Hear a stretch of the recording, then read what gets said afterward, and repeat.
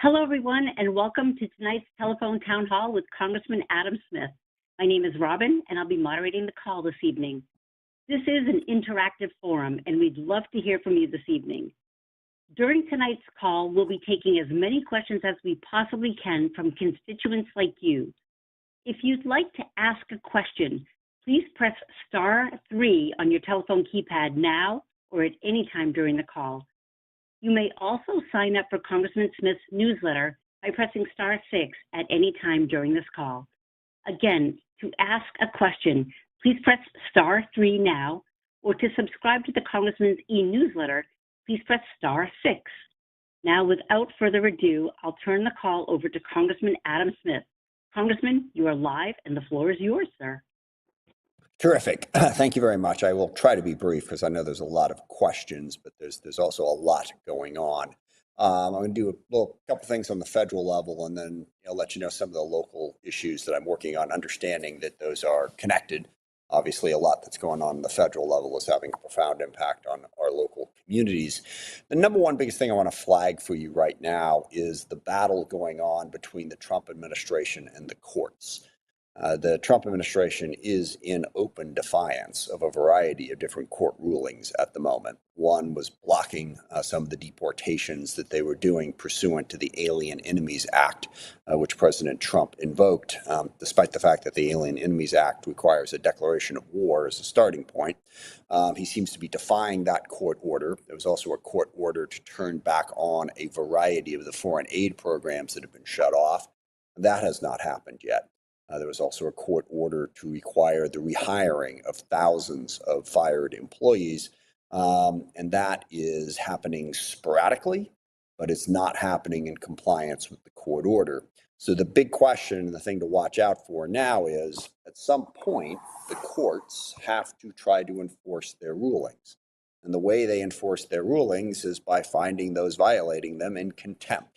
And if you're in contempt, you can be fined and or jailed for that. The courts have not yet taken that step, but I think it's a step they're going to have to take if they're going to get the Trump administration to be in compliance.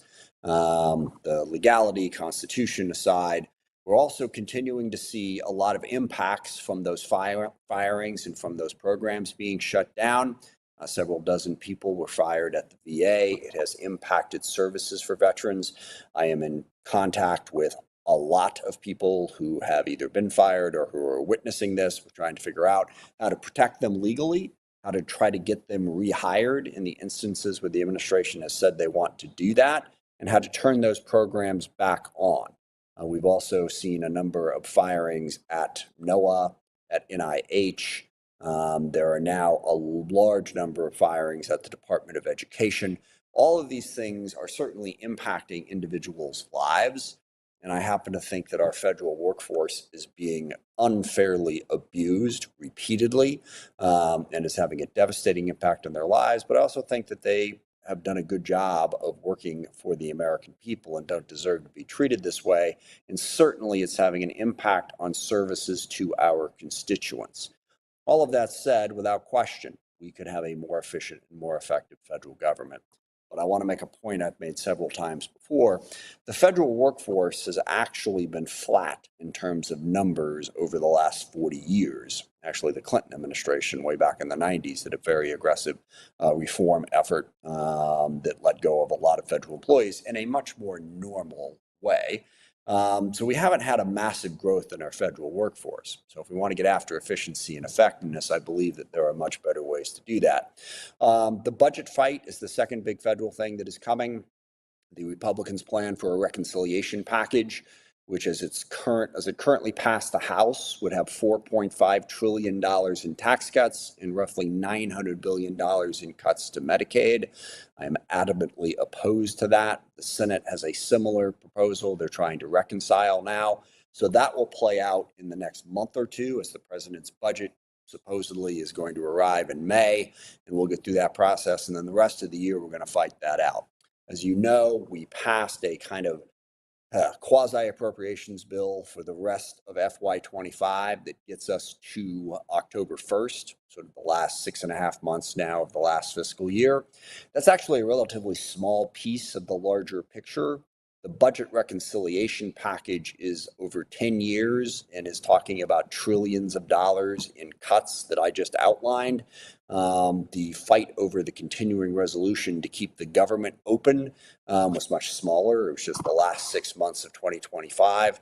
That said, I don't support what was in that, opposed the bill, but the Republicans did manage to put up the votes to pass it. And so that's what's going to fund the government through through October 1. I still think we should try to do full appropriations for those last 6 months, but that seems unlikely. On the local level, there was a newspaper article this morning about some of my thoughts on some of the local issues, and I want to sort of put a little meat on those bones in terms of what I want to see us working on. In no particular order, one big issue I'm working on is dealing with our large homeless population, which also crosses over into drug addicted and mentally ill people in some instances, people who are on the streets, can't take care of themselves.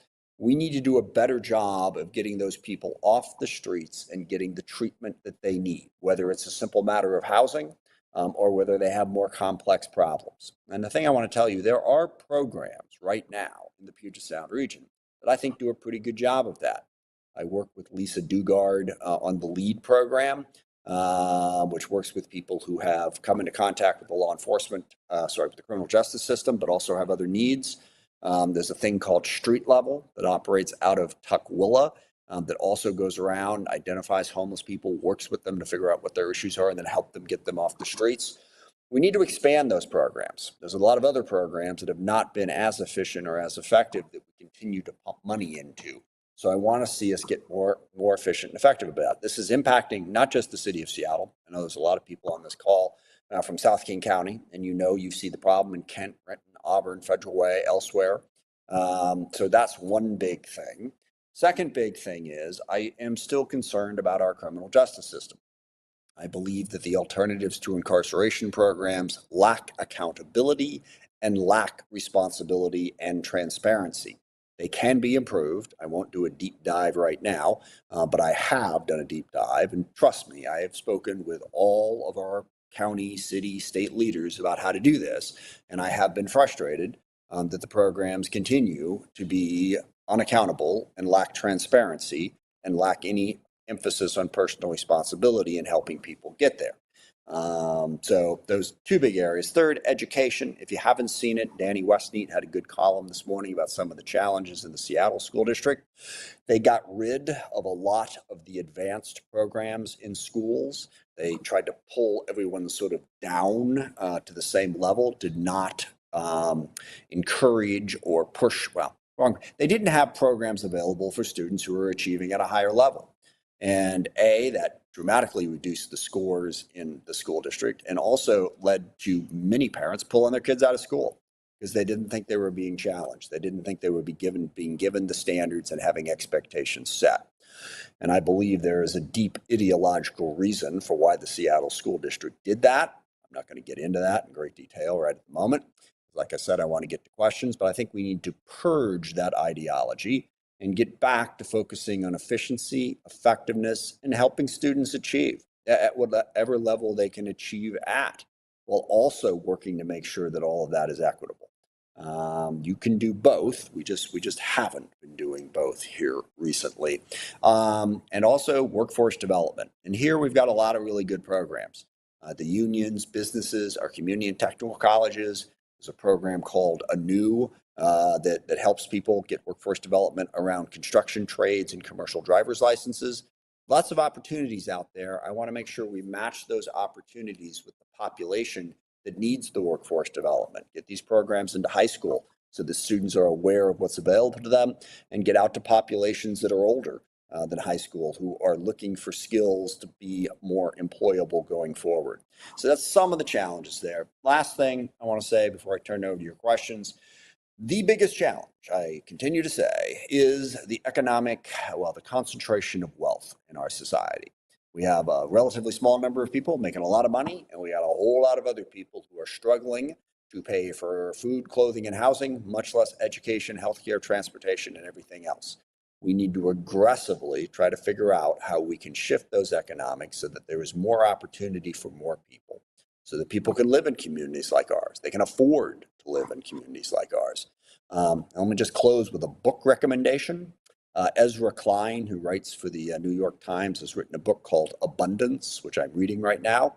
I also met with Ezra a week ago when I was up in New York and talked through this. It's the idea that governments need to do a better job of providing for people. We have been strangled in process, paralysis by analysis, and we're not building housing. We're not building transportation. We're not taking advantage of new inventions and technologies to really help people. So I think that was a pretty good summary of how we need to get better at government. This is not a partisan phone call, but I will say I'm a Democrat. I believe in government's power to help people. We got to get better at it. We have not been governing as well or as efficiently and effectively as we should be, and there are some pretty clear ways we could improve that. So I'm trying to work with anybody and everybody to get us to the point where we have a better education system, where we build more housing, where we have a better workforce development program, where we can actually help people who are homeless or addicted or suffering from mental health conditions.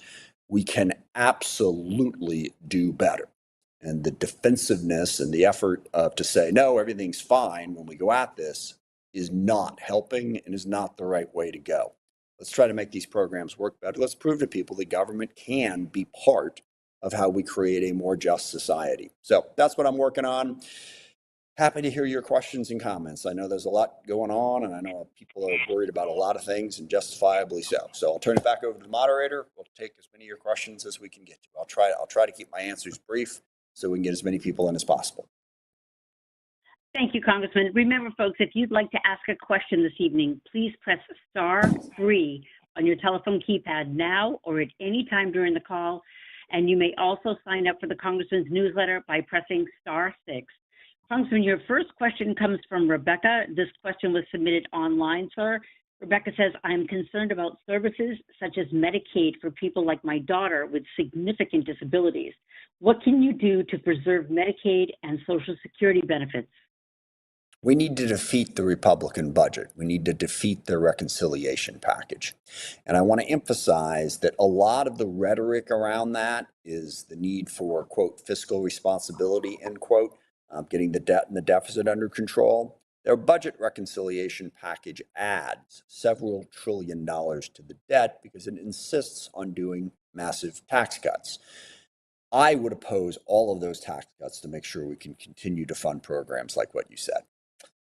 We've been cutting taxes back on the federal level, and I realize on the local level it's an entirely different story. And I am sympathetic to the fact that property taxes and sales taxes keep going up. And quite frankly, we don't get results, as I alluded to earlier, from that. But on the federal level, we've got big needs. We have Medicare, Medicaid, Social Security programs that are crucial to the working class and the poor in this country. I don't want to see those programs jeopardized. So I'm going to oppose those tax cuts. Now, this is where any good Democrat would say we have to oppose tax cuts for the rich and the wealthy and all that. And I do oppose that. But there's a lot of tax cuts in there, too, that go to people in what would be thought of as the middle class. You know, President Trump had proposed cutting taxes for tips and for overtime pay. If we do that, we're just not going to have enough money to fund those crucial programs like Medicaid. We have to make choices instead of telling people that we can cut taxes and everything's going to be fine. I mean, President Trump has said that he's going to balance the budget. He's got all these tax cuts, trillions of dollars worth, way more than the 4.5 trillion that's even in the budget reconciliation. Then he says he's not going to touch Medicare, Medicaid, Social Security. That doesn't add up. It doesn't make any sense. We need people to be honest about what the choices are. And I'm going to be honest with you and tell you that my choice is I'm not in favor of tax cuts. I'm in favor of making sure that we can keep supporting Medicaid.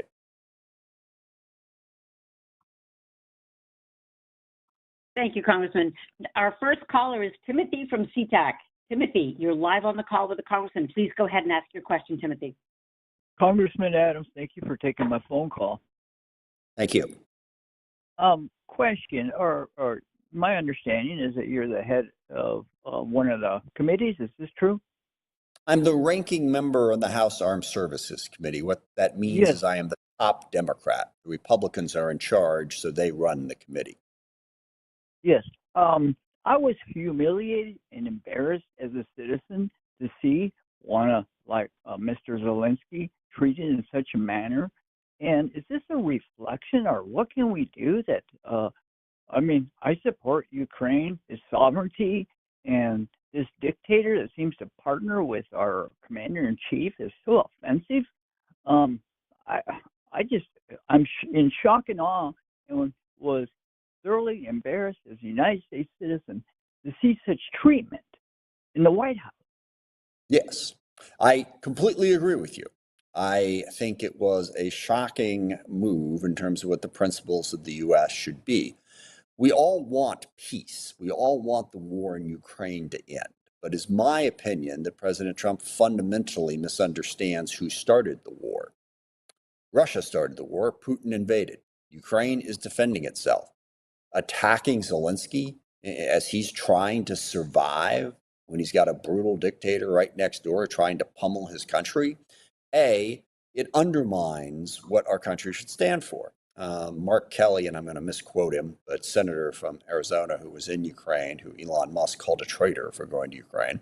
Mark Kelly, who is a decorated military veteran and pilot, said, look, part of being an American is standing up for freedom where you can. That's part of the gig. Zelensky definitely is the one being attacked here, and so we should stand up for him, not attack him and humiliate him. And I agree with that. We need to support him, but also on a practical level, if we want the war to stop, Putin has to know that he can't take all of Ukraine. And what Putin's trying to do right now is he's trying to take advantage of what is, the Trump-Vance approach here to drive a wedge between the Ukraine and the U.S. and their supporters so that Ukraine will be weakened and Putin can continue to prosecute his war and succeed. So stand up to him, and that's what gets us to peace. And also, to your point, sir, it is also the right thing to do. Thank you, Congressman.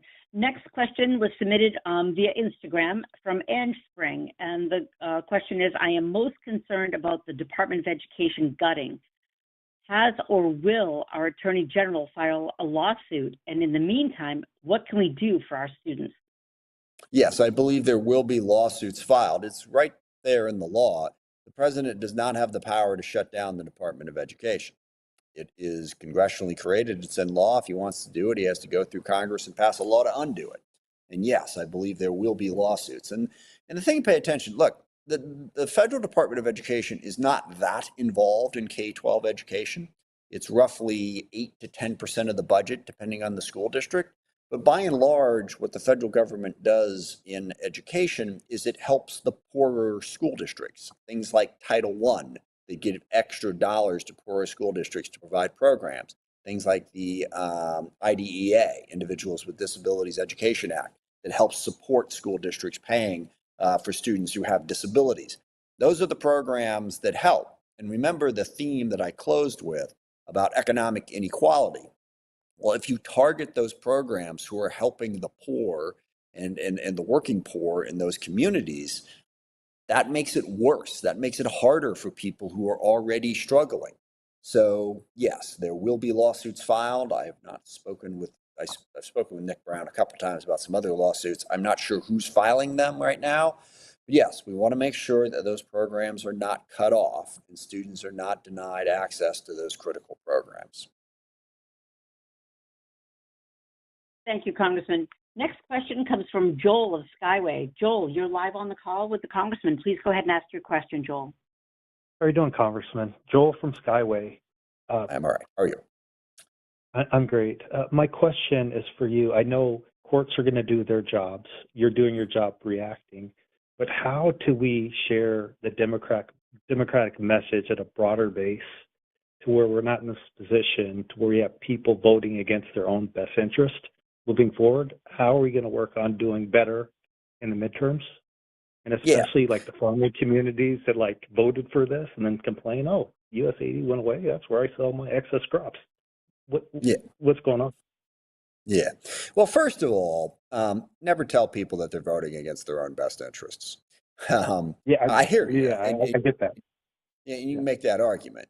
It's a significant challenge. And I say from a messaging standpoint, there are three things that we need to do. One, I believe we need to make the case that what Donald Trump is doing is unprecedented and goes against the democratic values of our country and jeopardizes our representative democracy. And I know there's a lot of people who don't agree with that.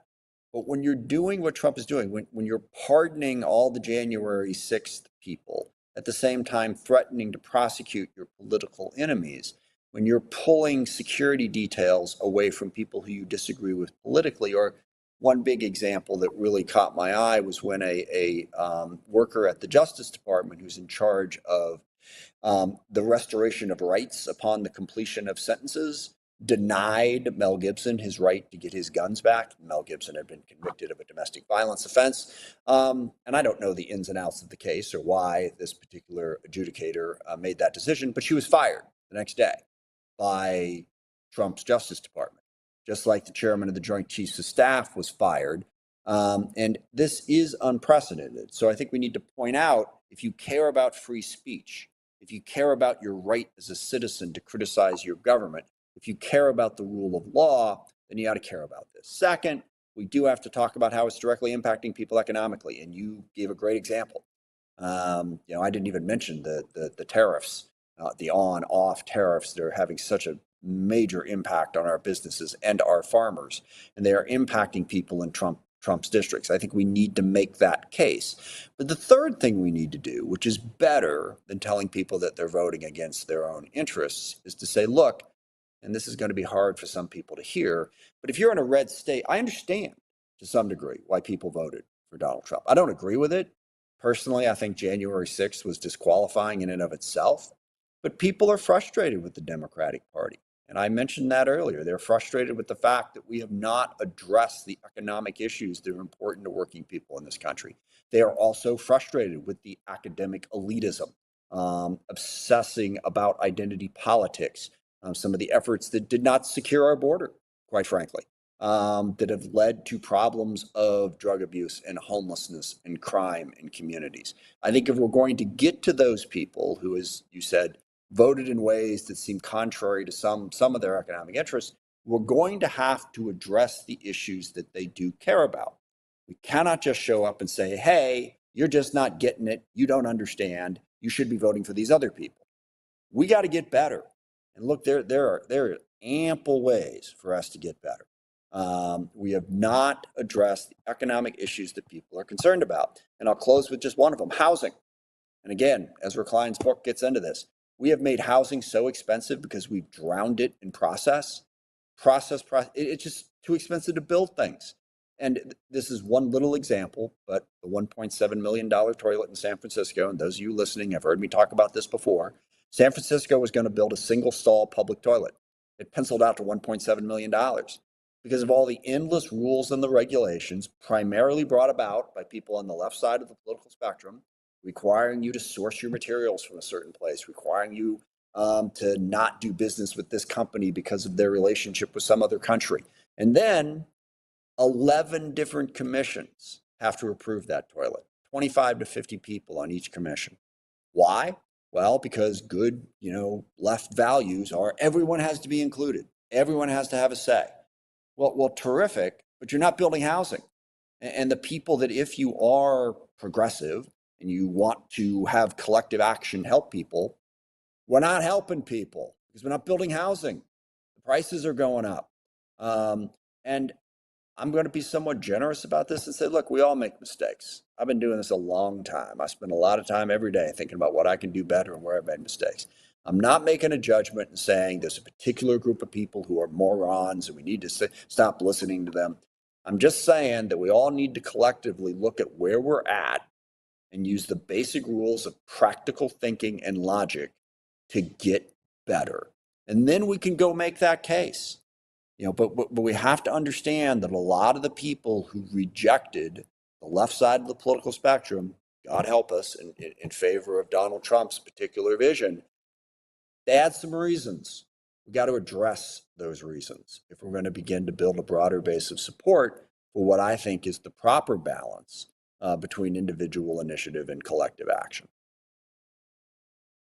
Thank you, Congressman. Remember, if you'd like to ask a question this evening, please press *3 on your telephone keypad now. Congressman, our next question is from Susie of Auburn. Susie, you're live on the call with the Congressman. Please go ahead and ask your question. Hello, Mr. Congressman. Hello. I'm Susie, and I have something very quick to say, and then I have a question. Okay. I'm a veteran. Thank you. I would have, at any point, given my life for this country, for the Constitution. Now, my question is this. Why do I, as a vet, have to look at other vets that are being fired and ordered back to work and being ignored by someone named Elon Musk, whom was not on the ballot when I voted? And why can't, I'm sorry, but why can't we just impeach Trump?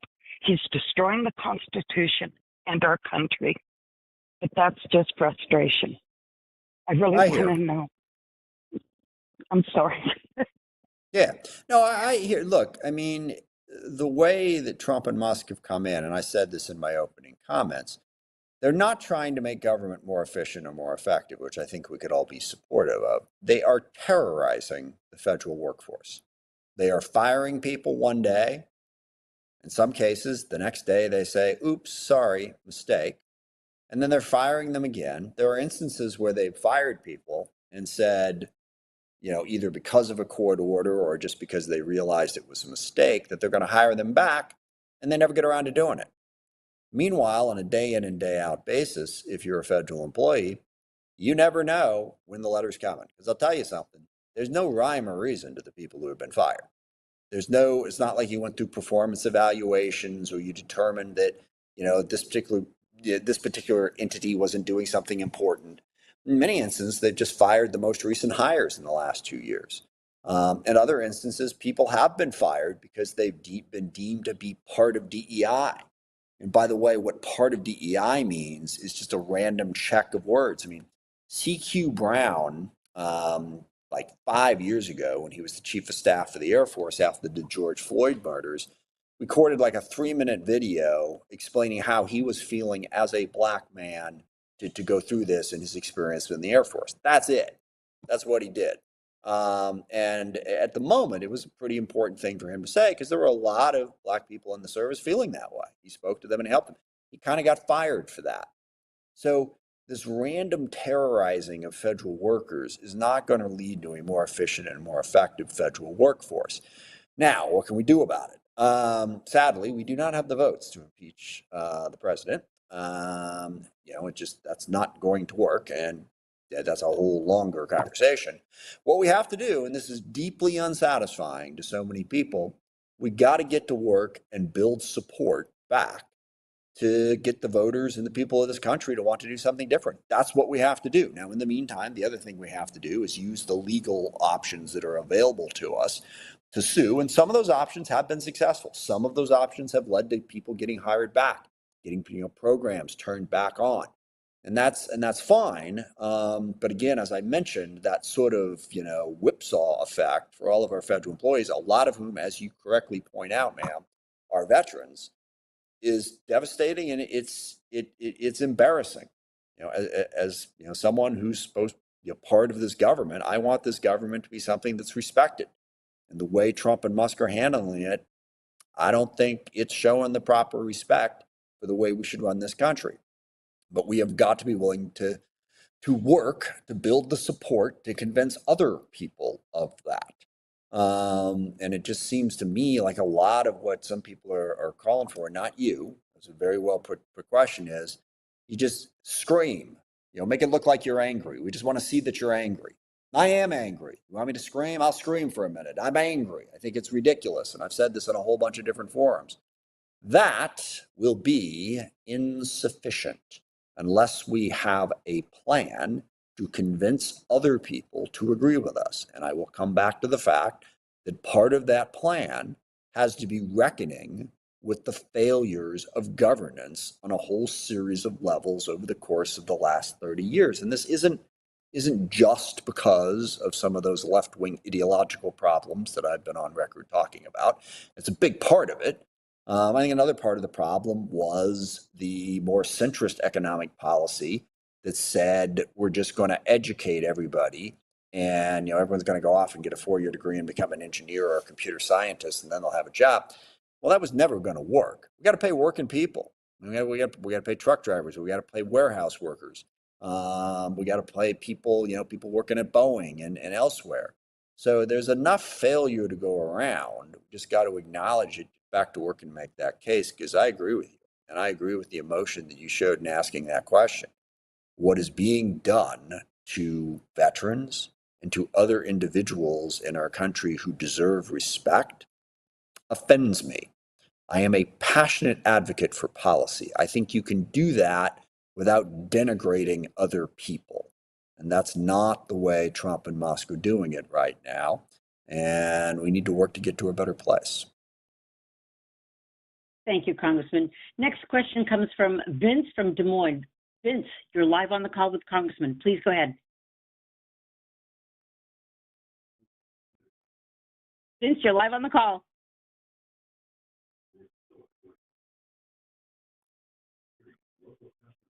Congressman, I'm going to ask a question. Oh, go ahead, Vince, you're there. No, he's not. That was just me. Go ahead. Oh, all right. So I'm going to ask a question on behalf of Vince. His question was, how will you make sure that the VA medical services are completely funded? Yeah, well, that's going to be part of the fight and the reconciliation package to make sure the Republicans aren't able to pass their budget that has cuts. I think we need to preserve them. And the other thing we need to do, as I've mentioned over and over again, right now they're blocking programs, they're firing people from the VA in ways that are in violation of the law. So again, 2 things: got to sue, and also we got to get people to express their opposition to this. And I'll reemphasize that point. And I've seen, a lot of people go to town hall meetings with Republicans and scream at them.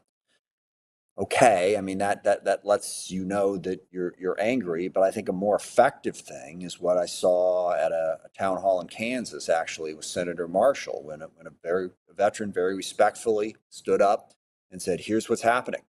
Here's what's happening at my VA. Here's what's happening to veterans who are getting fired. Senator, what are you going to do about it?" And then you let him talk. You don't yell at him and you don't boo him when he gets 2 sentences out of his mouth, because then he can very easily walk away and say, "I tried. Nobody wanted to listen. So what am I going to do?" So make that case, make it to people, and force them to answer it. And then you'll be able to persuade more people that the concerns we have about what Trump and Musk are doing are not just partisan concerns. They're not just part of the typical political food fight. They're a legitimate policy disagreement about how this is impacting the lives of people all across this country, whether they live in red states, blue states, purple states, wherever. We're arguing for a better way. Let's try to grow that support.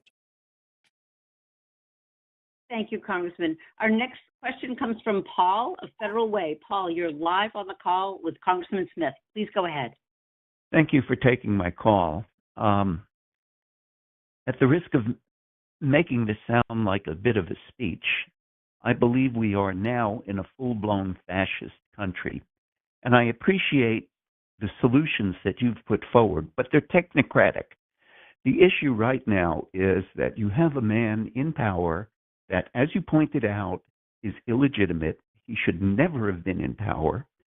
And it's not that he misunderstands. He understands perfectly well. He's aligned with Putin and the Russians. He's engaged in what seems to be a Munich-type appeasement of Putin, where he's going to weigh a country that isn't his.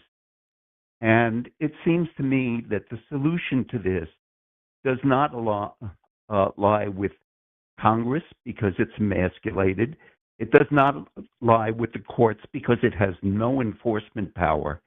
It lies with the people. I believe we need a general strike, but I'll leave it at that.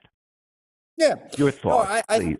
I think a larger expression of public opposition, but yes, I think general strike might be a good idea. I think marches, protests, getting numbers, but you have to make sure. Look, we have done some of that before, And in the minds of a lot of voters, a lot of people who we need to persuade, I mean, that was part of the problem. We needed police reform after, well, we needed police reform a long time before George Floyd's murder.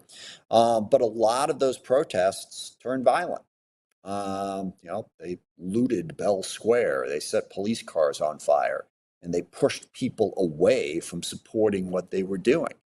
Last year, when this campaign was playing out because of very legitimate concerns about what was going on in Gaza, Israel policy in the war, so much of the time was spent yelling at elected officials, mostly Democrats, and protesting in a way that was counterproductive.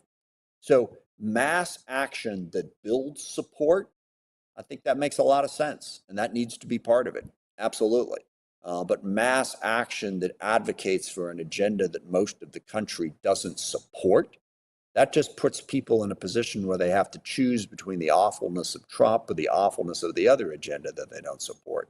So let's do mass actions that build support around things that can grow that public support. I think we do need to bring more attention to it, but we got to bring more attention to it in a way that builds our support. The one thing I would disagree with what you said, I believe Donald Trump is the legitimate president of the United States of America. He is behaving in a way that is outside of the Constitution, and those actions should be struck down and impinged. But I see no evidence that he did not win this election fair and square by the rules as they're set out. And I think we need to be mindful of that, particularly given the fact that, Trump himself denied the rightful and legitimate election of Joe Biden. Thank you, Congressman. Ladies and gentlemen, if you'd like to ask a question, please press *3 on your telephone keypad now. And if you would like to subscribe to the Congressman's newsletter, please press *6 at any time during this call. Congressman, next question comes from Samantha. Samantha submitted her question online, sir. Samantha says, what kind of actions are you going to take for the Palestinian people? Right. The biggest thing we need to do in the Middle East is maintain the ceasefire. And the opportunity that we have right now, which Trump has just stepped all over, the Egyptians, along with the Jordanians, Saudi Arabia, UAE, they put forward a plan to rebuild Gaza with the support of Palestinians who were not part of Hamas and not even part of the Palestinian Authority. They put forward a plan to put money forward and do that, and Trump completely rejected that. The biggest thing we can do, and I've said so publicly, is push back against this ridiculous idea that Trump has that he's going to kick all the Palestinians off their land and build a Trump resort on it. As strongly as I am against Putin taking over Ukraine, I am equally strongly against Israel or anyone else taking over land like Gaza and the West Bank, by the way, that is not theirs. That's what we need to do. Now, Trump is not sympathetic to this. But again, we need to make those concerns known to him. I do think, and this is where I know there's a lot of very strong pro-Palestinian people who don't agree with me on this, we also need to make it clear that Israel has a right to exist as a country. Stop calling them a settler colonialist state that is illegitimate. That backs them into a corner. We need to have a legitimate Israeli state, and we need to have a legitimate Palestinian state. But if the protests and the movement is all against Israel's right to be there in the first place, that makes peace vastly more difficult. Thank you, Congressman. Next question comes from Monet of Auburn.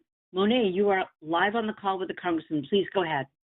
Thank you. Good evening, Congressman. Thank you so much for taking my call. I have Good evening. Thank you. Questions. Thank you. I have two questions, but at the top of it, I want to say this. I'm a retired widow with several illnesses and disabilities, and I am seriously concerned for my safety in this country. I'm afraid of what is going to become of me, what may become of me with this with all these cuts in Social Security. I'm terrified because I don't know what's going to happen. I do okay right now, but I don't know what's going to happen. I'm terrified, and I'm terrified going in and out my house. I don't know what's out there. I don't feel safe physically, financially, mentally. I do not feel safe. Well, having said that, I Where, want to where say do you, that where do you live, ma'am? I live in Auburn, Auburn. but Thanks. I live in Auburn. I'm sorry if I didn't say that. But I I also think I want to ask my two questions. Can the Supreme Court rescind the decision to give Trump immunity? And that's my first question. And my second question is actually a concern for my granddaughter. She's a sophomore in high school with with an IEP that supports her. I'm concerned that that will be taken away from her. When she got an IEP, she began to do better and well, in school, and her grades are. She gets what she needs, and I'm afraid that's going to be stripped from her. So those are Yeah. my two questions. Certainly. An IEP, by the way, for those listening, is an individual education plan in K-12 schools. First question is, the Supreme Court did not give the president blanket immunity in that Supreme Court decision. And I'm out of my depth to go too far into exactly the legal ramifications of that. But there is plenty of wiggle room in that decision to shave it down and hold the president more accountable if the Supreme Court chooses to do so. And I think Justice Roberts is really in a pickle here because he wants to maintain the legitimacy of the court, even as a number of the members of that court just want to rubber stamp everything that Trump does. But yeah, the Supreme Court could absolutely interpret their previous decisions in a more narrow way going forward. And I think we should make the case that they should. And yes, I think your concerns about your granddaughter's IEP is legitimate. And this is part of the problem with the way Trump, Musk, and others are going at what they derisively refer to as DEI. There are people who do need individualized plans in order to get to a more equitable place. Those have worked brilliantly for a number of people. In some cases, they haven't worked so well, and we need to get smarter about it. But I think your granddaughter is a good example. And with the approach to sort of get rid of any sort of special program to help people who are struggling, combined with the approach to smash the federal Department of Education, which, as I mentioned, supports schools in a variety of different ways, I think that is a worthy concern and part of the reason why I'm pushing back on those policy actions. Thank you, Congressman. Next caller is Bonnie. Bonnie, you were live on the call with the Congressman. Please go ahead and ask your question, Bonnie. Congressman, I've been concerned about the Social Security changes that Trump and Musk are making. The closing of the phone service, closing offices, and firing a bunch of staff. I don't know who would sue, because it seems to me everybody outside of those agencies are considered not having standing. So how do they stop these changes, these ridiculous things that he's doing? How do they stop that? Yeah, two ways. One, there are people who do have standing. The employees themselves would have standing, and a number of lawsuits are being filed by attorneys representing blocks of federal employees, relying on basic employment law and the contracts that they have as employees and the violations of those contracts. And they've had some success, as mentioned. A number of court rulings have come out that have ordered people rehired because they were fired improperly. The other thing that has had some success is if services are jeopardized and people raise concern, on occasion, the DOJ people have rehired them. There was the very well publicized case of the National Nuclear Security Agency, where they fired 300 out of 1,800 employees who are charged with making sure that our nuclear weapons from production to end product are safe. And there was considerable concern those firings were going to place that at jeopardy, so they're rehiring them. Now that's still problematic because they weren't necessarily able to rehire all of them. So the random firings and the random, well, maybe we'll rehire you, won't has a problem. But you can file that lawsuit as employees to get people back in the office.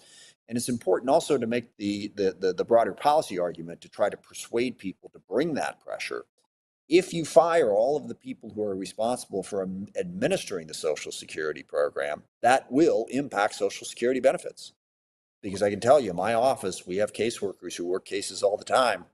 Social Security doesn't always send the checks out to the people they're supposed to.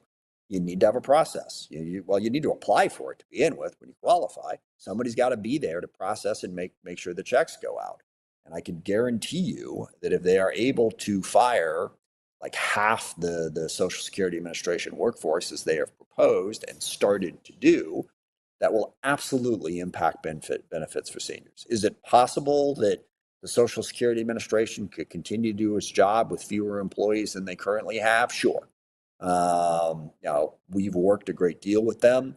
They don't strike me as a place that is overstaffed, but maybe you could call out a few people and still be efficient. In fact, you can't fire half and still be able to provide services. And I think we have to make that case. And I think the employees need to file those lawsuits. Thank you, Congressman. Next question comes from Peter of Bellevue. Peter, you're live on the call with the Congressman. Please go ahead and ask your question, Peter. Hello, Congressman. Thank you for taking my call. Sure. You mentioned that Musk's dismantling of these organizations are random. I think in some cases they're not random. That's kind of a smokescreen. For example, one of his very earliest targets was the Cybersecurity and Infrastructure Security Organization. Yeah. That is the same organization that has responsibility for election systems security. So those people are gone, and as it stands right now, there's nobody looking after election systems security on the federal level. I'm very concerned. I'm not so sure that Trump actually won fair and square. There's statistical evidence that some things look fishy in some of the swing districts. So I'm concerned that there's tampering going on with the election systems, and the midterms may not reflect the actual will of the voters. Well, first of all, let me say you're right on the first part. When I say the firings were random, that was not as accurate as I like to be. In some cases, they certainly are. In some cases, they're firing all of the new hires across a wide swath of agencies. But you're right, much of it is targeted. They clearly targeted foreign aid. They clearly targeted USAID. They've clearly targeted the IRS. To try to make sure that it's harder for them to collect taxes and do their job to protect, the wealthy who primarily have the tax problems. Musk also went after the Consumer Financial Protection Bureau, which is charged with trying to protect consumers in the markets from, unfair, illegal investor schemes. Musk clearly has an interest in that. So yes, the targetings are not just random. Random was a poor way of putting it on my part. I apologize. And in general, it's not random in the sense that what they really want to do is they want to weaken the federal government and weaken the federal workforce. Musk wants to do that because he's a libertarian. He's worth some $300 billion. So, someone worth $300 billion being a libertarian, well, of course, he doesn't need any help. The rest of us could use the K-12 education system. We could use transportation. We could use healthcare, a whole bunch of different things. So I think Musk just wants to smash the federal government because from his exalted perch, he doesn't benefit from it. Trump seems to want to smash the federal government, basically because he views it as a threat to his power and he wants to concentrate his power. So yeah, wrong of me to say random. And again, for those of you out there who are saying, but come on, they're trying to make government more efficient and more effective, and can't we do that? Yes, we can. There are absolutely ways to make the government more efficient and more effective. There's a lot of regulations, a lot of requirements, permitting process. Thus far, the DOJ hasn't targeted any of that. They're not trying to make the government more efficient, more effective. They're canceling programs and firing people. They're not coming in and saying, okay, these regulations are blocking our ability to build things, so we're going to get rid of the regulations and go build those things. In some instances, by the way, federal employees are the ones who are hamstrung by the very rules and regulations that are passed around them. They're not in as good a position to do their job. I know this is certainly true at the Department of Defense, where they can't, make decisions in terms of buying new innovative programs as quickly as they should because of all the rules and regulations that they're drowning in. If we respected the federal workforce and went to them and said, hey, how can we make it easier for you to do your job better? That would be government reform, and getting us towards a more efficient and effective place. But I thank the caller for the comment because, calling it random misses the point and mischaracterizes it. And I apologize. I will take that note and make sure that I make better assessments going forward. Thank you, Congressman. Next question comes from Steve. Steve submitted his question through Facebook, sir. He says, in your housing comments, you focused on the cost of regulation, but there was no mention of financialization like private equity and institutional investors treating housing as a profit vehicle. He says, you're too experienced not to know that. Can you speak to why that wasn't addressed? Right, because there's a finite amount of time. I'm absolutely aware of that problem. Sorry, in this particular instance, I didn't get a chance to mention it. In fact, I have for a couple of years now been the prime sponsor of a bill that would ban private equity firms and large hedge funds from purchasing single-family housing, precisely because I think that is a part of the problem. It is, taking away the ability, and they target primarily starter homes that poorer working class people could typically afford. And these are now being bought up by large hedge funds and private equity firms. And I have a bill that would ban them from doing that precisely because I agree with you. And I've talked about this a great deal. You are correct. In this particular instance, I did not mention it, but it was only because there's a finite amount of time for me. I'm with you. That's part of the problem.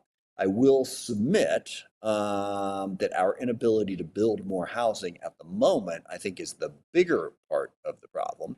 But both contribute, and we should go after both without question. Thank you, Congressman. We've got Sandeep from Bellevue. Sandeep, you're live on the call with the Congressman. Please go ahead and ask your question. Thank you, Congressman, for taking my call. I know there's a lot that has happened since President Trump's second term that can be taken to as an erosion of the rule of law. But what particularly struck me is the deportation of people who are here on green cards and student visas. As somebody who came to this country on a student visa many years ago and never once, feared would be treated differently in this country. I'm saddened to see, now people are being treated differently because they're on a green card or on a student visa.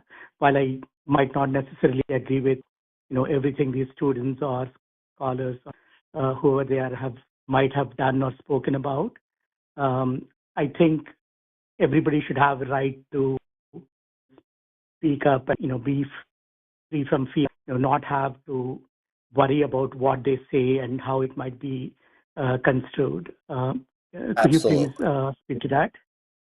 Yeah, there's two layers to that. One, obviously, is the mass deportation effort, targeting people in many instances who have legal status. Like you said, whether it's a student visa, work visa, or a green card. In some instances, those people have been targeted for reasons that we don't know. And it's not now, if you commit a crime, if there's a variety of things, well, that's one thing. But in many instances, we don't know. In other instances, in making it worse, we do know. They're being targeted because they said something that the Trump administration doesn't like.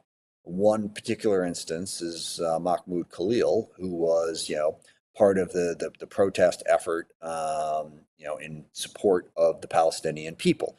He committed no crime, violated no rules of the university where he was at, but he was a public face of the negotiations. I think it was with Columbia University.